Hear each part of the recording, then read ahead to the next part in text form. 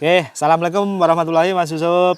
Ya, waalaikumsalam warahmatullahi wabarakatuh. Nah, terima kasih ya udah dikasih kesempatan saya datang lagi ke sini dan saya itu bikin video terus-menerus tentang Mas Yusuf. Moga-moga nggak bosen dan semoga video yang tak bikin ini nanti bisa jadi manfaat untuk teman-teman yang pengen breeding mentok ya.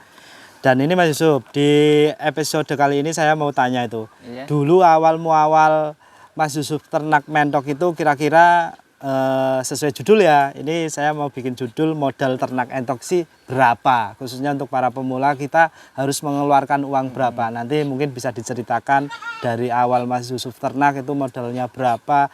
Terus meningkat omsetnya jadi berapa. Awal saya ngambil dari Indramayu dulu ya. Dari Indramayu saya ngambil indukannya 7, pejantannya itu 1 ekor. Itu saya kembangin dari 2017 dan sekarang ini bisa berkembang sekitar 130 indukan sampai sekarang ini. 130 indukan maksudnya betina semua atau dari 130 indukan itu ada betinanya berapa, jantannya berapa? Itu betinanya kurang lebih sekitar 100 intinya kurang lebih 100 lah untuk betinanya. Berarti sisanya itu jantan nggih. Nah, dari 100 betina itu Mas Yusuf, itu kira-kira dengan kondisi sekarang ya, itu ada berapa indukan yang masih aktif bertelur? Itu masih aktif bertelur semua tapi. 100 berarti itu masih aktif bertelur nggih. Dari indukan yang saya awal ngambil itu juga masih ada. Itu saya tandai pakai rafiah. Wah, luar biasa. Berarti intinya gini, induk pertama kali yang Mas Yusuf beli sampai sekarang itu masih ada. Itu dari 2017. Dari 2017 dan masih aktif. Masih aktif bertelur, tapi bertelurnya itu berkurang. Jadi nggak bisa seperti indukan yang masih muda. Itu indukan yang udah tua, produksi telurnya lebih sedikit, kurang lebih sekitar itu paling banyak itu 11. Kalau sekarang ini biasanya bertelur sekitar 7 sampai 9 butir. Ya, jadi dari sisi jumlah telur itu memang berkurang tapi masih aktif bertelur gitu. Masih aktif Terus bertelur. dari sisi fertilnya Mas, di usia 7 tahun ya, 2017 sekarang 23, berarti 6 tahun kurang lebih ya. Itu secara fertilitasnya masih bagus atau gimana Mas? Untuk fertilitas itu kualitas DOD-nya itu lebih bagus ketimbang indukan yang masih muda atau baru awal bertelur sampai 2 kali bertelur, itu tetap kualitas DOD-nya lebih bagus yang udah tua. Walaupun memang secara kuantitas itu memang menurun ya, tapi secara peningkatan kualitas di DOD-nya itu meningkat. Iya, itu semakin bagus. Ya. Itu nanti DOD-nya lebih cepat, istilahnya lebih cepat akas ya. Oke, kira-kira gitu ya teman-teman. Terus gini Mas, itu tadi modalnya 7 ekor, 1 jantan 6 betina nggih? Iya. Nah, itu dulu belinya berapa Mas kalau boleh tahu? Dulu saya belinya sekitar 4 jutaan. Bisa dibayangin ya teman-teman, awal di breedingnya Mas Yusuf, beliau itu beli indukan 4 juta di tahun 2017 ya, dapat 7 ekor. Tapi kenapa Mas? Tapi saya milih itu benar-benar milih indukan yang kualitasnya itu postur tubuhnya itu lebih intinya bagus lah. Intinya postur tubuhnya bagus itu yang bagian ekornya itu lancip. Itu depannya bulat tapi ujung ekornya itu lancip. Itu lebih bagus. Oke, untuk masalah postur atau pemilihan indukan nanti bisa kita buat sesi berikutnya ya, dan teman-teman nanti bisa disimak videonya setelah ini, nanti kita upload video tentang cara memilih indukan yang bagus seperti apa biar nanti dijelaskan oleh Mas Yusuf. Oke Mas Yusuf, kita lanjutkan ya, ini masih tetap di topik modal ternak entok. Oke teman-teman semua, saya mau tanya ke Mas Yusuf nih.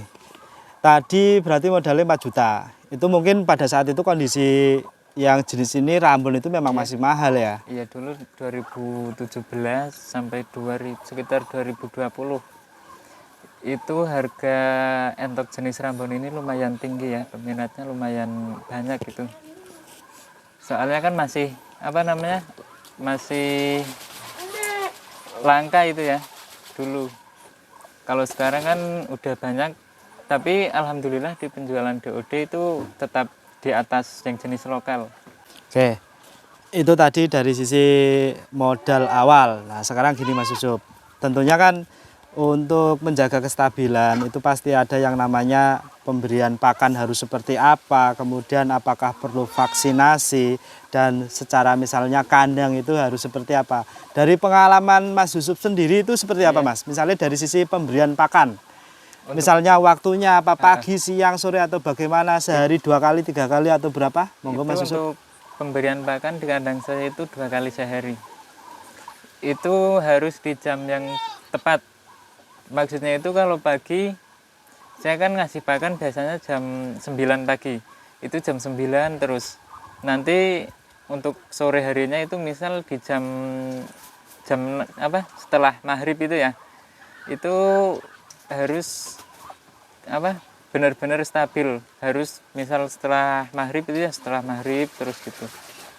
Berarti nggak berubah-ubah ya? Iya, nggak berubah-ubah. Nggih, jawane ibaratnya kewan iki ben titen kapan waktune makan, mungkin gitu nggih. Heeh, nggih kados niku. Oh, nggih. Siap Mas Yusuf. Jadi gitu ya teman-teman. Pemberian pakan pun itu waktunya itu diusahakan nggak berubah-ubah. Ngoten berarti nggih Mas Yusuf nggih. Oke. Sekarang gini Mas Yusuf, tentunya ternak seperti ini kan pasti ada kendala, entah itu dari sisi kesehatan, kesehatan si ternaknya sendiri, kemudian dari sisi kandang itu harus steril, harus bersih. Dari kesehatan apa namanya si menoknya ini Mas Yusuf, pemberian vaksin itu seperti apa Mas? Diberi atau enggak atau gimana? Untuk pemberian vaksin itu setiap 6 bulan 1 kali ya. Berarti kalau 1 tahun itu memberikan vaksin 2 kali beri vaksin. Untuk jenis vaksinnya, vaksin yang seperti apa Mas? Vaksinnya makanya itu Medivac. Medivac. Yang merek apa? Mereknya kan Medivac. Ya. Nanti belinya apa? Medivac yang NDAI gitu. NDAI. Iya, yang NDAI. Itu di toko-toko pakan sudah banyak ya? Atau memang harus pesan kemana? Itu biasanya di apa? Di toko pakan ternak itu biasanya ada. Oke.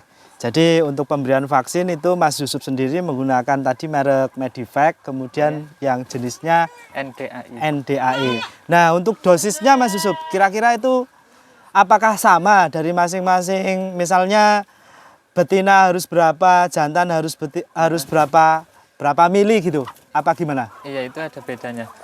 Itu untuk pejantan diberikan 5 mili. Untuk betinanya diberikan 3 mili. Untuk 1 ekornya itu diberikan 3 mili betina, 5 mili untuk pejantannya. Nah, untuk pemberian vaksinnya sendiri itu, apakah disuntikan atau maksudnya dimakan, diminumkan atau seperti apa Mas Yusuf? Itu disuntikan di bagian leher. Itu cara nyuntikannya dimasukin di bawah kulit. Tapi nggak sampai nusuk gitu, nggak sampai nusuk ke dalam daging.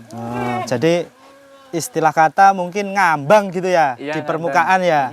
Oke, jadi kira-kira seperti itu ya teman-teman untuk pemberian vaksin Mas Yusuf itu rutin di 2 kali dalam setahun. 1 tahun 2 kali.